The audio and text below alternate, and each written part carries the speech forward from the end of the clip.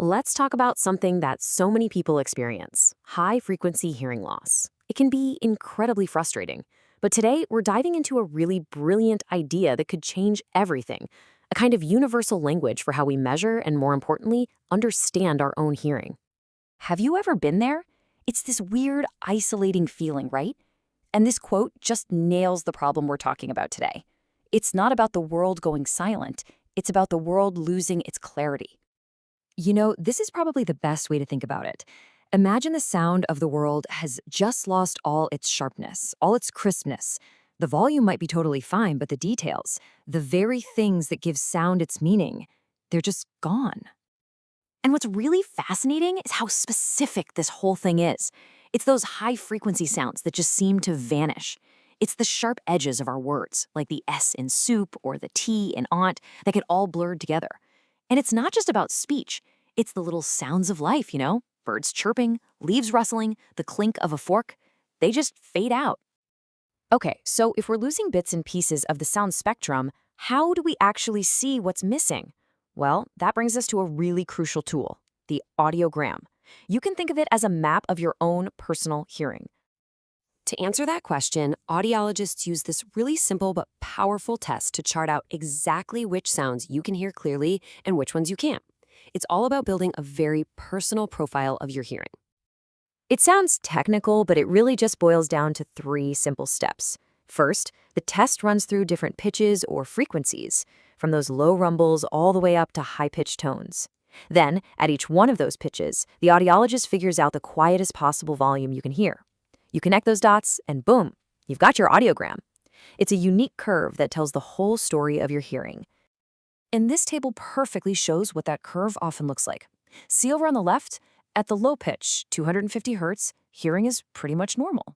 But as that pitch gets higher, as we move up to 4,000 and then 8,000 hertz, you need the sound to be way, way louder just to pick it up. That sharp drop-off right there, that's exactly why the world starts to sound so muffled. Now, you'd think this incredibly valuable data would be super easy to use and share, right?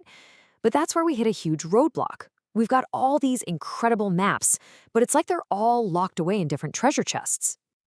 And this creates what you could call a state of acoustic chaos. All these hearing test results are scattered across a million different formats. We're talking paper printouts, scanned PDFs, random software files. There's just no single standard way to record the data, which makes it almost impossible for computers or apps or even different doctors to use it. This slide just lays it all out so clearly. On the left, you've got the old world, data that's basically trapped in a picture, impossible to compare year over year, and completely useless to modern software. And on the right, that's the goal: data that's structured, instantly shareable, easy to analyze, and ready for powerful AI to make sense of. I mean, the difference is just night and day. So, how do we get from that total chaos to real clarity? The solution is actually incredibly elegant, and it borrows an idea from something we literally all use every single day. This quote just nails it. Think about it. An MP3 takes a complex piece of music and packages it into a standard digital format that any phone, any computer, any device can play. The idea here is to do the exact same thing for a hearing test: create one universal digital format that any system can read and understand no problem. And the format itself is actually really, really simple. It just splits the information into two logical parts. You've got the context, which is basically all the background info: who was tested, when, which year, and so on. And then you have the measurement, which is just the raw data. At this pitch, this was the quietest sound they heard. That's it.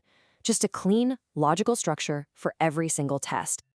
And the benefits of this are just massive. With standardization, every test result looks the same to a computer. Compatibility means your data can flow freely between your doctor, new health apps, researchers, everyone.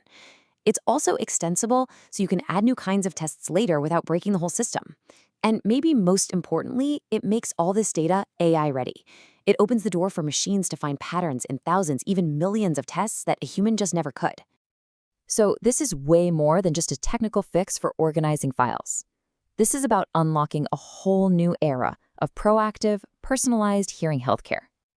So why does all this matter to you? Well, because universal data means smarter healthcare. Imagine an AI that could look at your tests and actually predict changes to your hearing years before they happen. Or an app on your phone that lets you see your own hearing map and track it over time.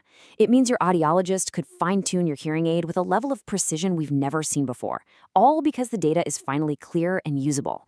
That's the real payoff here. And that really brings us to the final big thought. For the very first time, we're on the verge of being able to gather and understand hearing data on a massive scale.